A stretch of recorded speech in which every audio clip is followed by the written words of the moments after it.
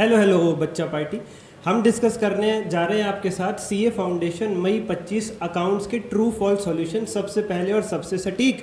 साथ ही साथ मैं आपको ये भी बताऊंगा कि आपने अगर रीज़न लिखा है तो किस प्रकार से रीज़न आपको लिखना चाहिए था। थोड़ा बहुत ऊपर नीचे हो गया तो कितने नंबर कटेंगे, हर एक आंसर विद रीज़न बताऊंगा। लेकिन आप लोग भी अपना स्कोर हमें कमेंट करके ज़रूर बताइएगा बच्चा पार्टी। और अगर किसी ट्रू या फॉल्स में आपको कन्फ्यूजन है कि क्यों ट्रू है क्यों फॉल्स है तो कमेंट करके बताना, हम एड्रेस ज़रूर करेंगे उसको।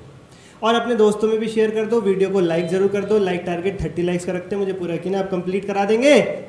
बिना किसी देरी के शुरू करते हैं बच्चों। इस बार जो ट्रू फॉल्स आए हैं वो as compare to previous years थोड़े से ट्रिकी ज़रूर है, इसलिए ध्यान से सुन लेना। ट्रिक डाली गई है। सबसे पहला है trade discount is recorded in the discount column in triple column cash book. यहाँ पे जो आपको वर्ड्स डाले गए ट्रिक करने के लिए वो वर्ड्स हैं ट्रिपल कॉलम कैश बुक। आपको लगेगा अरे हाँ ट्रिपल कॉलम कैश बुक में 3 कॉलम होते हैं, कैश, बैंक और डिस्काउंट, तो पक्का वहाँ पे डिस्काउंट को रिकॉर्ड किया जाता होगा। नहीं, वर्ड कौन सा लिखा है? Trade discount. ट्रेड डिस्काउंट कभी भी बुक्स ऑफ अकाउंट्स में रिकॉर्ड नहीं होता बच्चा party. Only cash discount is recorded in the books of accounts. Trade discount कहीं भी नहीं जाता, ना डबल कॉलम में, ना सिंगल, ना ट्रिपल कॉलम कैश बुक में। तो इसका आंसर आप लिखोगे false. Trade discount is not recorded in the triple column cash book, only cash discount is recorded in the triple column cash book. ऐसे लिखा है तो पूरा नंबर मिलेगा। अगर आपने किसी ट्रू फॉल्स में ट्रू या फॉल्स ठीक लिखा है, रीजन गलत लिखा है तो 1 नंबर मिल जाएगा।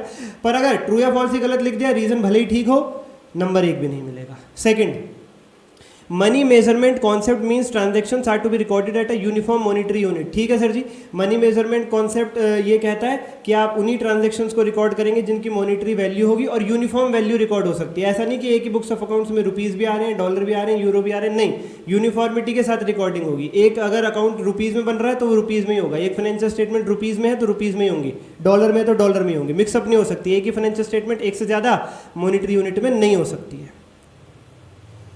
अगर एक सोसाइटी ट्रेडिंग एक्टिविटी करती है और उसे ट्रेडिंग एक्टिविटी से कुछ प्रॉफिट हो जाता है तो उसे भी वो इनकम एक्सपेंडिचर अकाउंट में ट्रांसफर करती है eight the time of consolidation. बिल्कुल ठीक। कुछ बच्चे यहाँ पे फॉल्स लिखाए होंगे, क्यों? उन्हें लगा होगा कि यार एनपीओ को तो प्रॉफिट लॉस मेकिंग एक्टिविटी करना अलाउड ही नहीं होता। अलाउड होता है, हाँ, उस प्रॉफिट लॉस एक्टिविटी से अगर कुछ प्रॉफिट आपको हो रहा है वो आप यूज करोगे सोशल पर्पज के लिए, लेकिन प्रॉफिट मेकिंग एक्टिविटी अलाउ नहीं है, ऐसा नहीं है बच्चा पार्टी। और उसके लिए भी प्रॉफिट मेकिंग एक्टिविटी के लिए एक अलग ट्रेडिंग अकाउंट बनता है। लेकिन यहां क्या लिखा है? फाइनली वहां से उठा के इनकम एक्सपेंडिचर में कंसोलिडेशन के वक्त ट्रांसफर कर देते हैं। बिल्कुल ठीक। तो इसका आंसर आप लिखोगे this statement is true at the time of consolidation profit और loss from the trading activity is transfer to income and expenditure account so that final picture of organisation as a whole is shown. Next number 4 कह रहे हैं एक partnership firm के अंदर अगर partners ने ये एग्रीमेंट नहीं किया कि वो प्रॉफिट को किस रेशो में बांटेंगे और बाद में झगड़ा कर रहे हैं, जब पार्टनरशिप शुरू की तब तय नहीं किया प्रॉफिट किस रेशो में बटेगा, बाद में झगड़ा कर रहे हैं, तो क्वेश्चन कह रहा है झगड़े को इस तरह से सॉल्व किया जाएगा कि प्रॉफिट को उनके कैपिटल कंट्रीब्यूशन के रेशो में बांट देंगे। गलत। इसका आंसर क्या लिखोगे आप? This statement is false.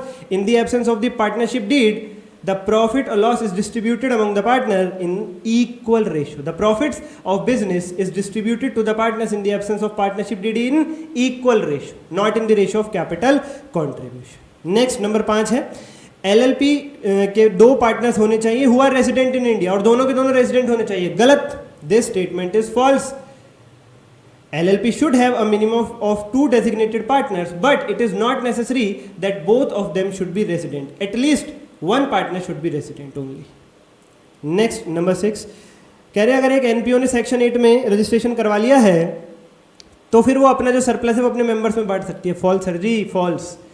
NPO registered under section 8 can not distribute surplus among its members. नहीं कर सकते सर, सेक्शन 8 में रजिस्ट्रेशन करने से क्या हो जाएगा? फिर तो सरप्लस मेंबर में बांटते, फिर वो एनपीओ ही कहाँ रह जाएगी, इसलिए भी फॉल्स हो जाएगा। कमेंट करके जरूर बताओ आपका स्कोर कितना है बच्चा पार्टी, और अगर कोई ट्रू या फॉल्स में जो मैंने बताया कन्फ्यूजन है तो वो भी डिस्कस करो कमेंट करके। बिना किसी देरी के लाइक सब्सक्राइब, धन्यवाद।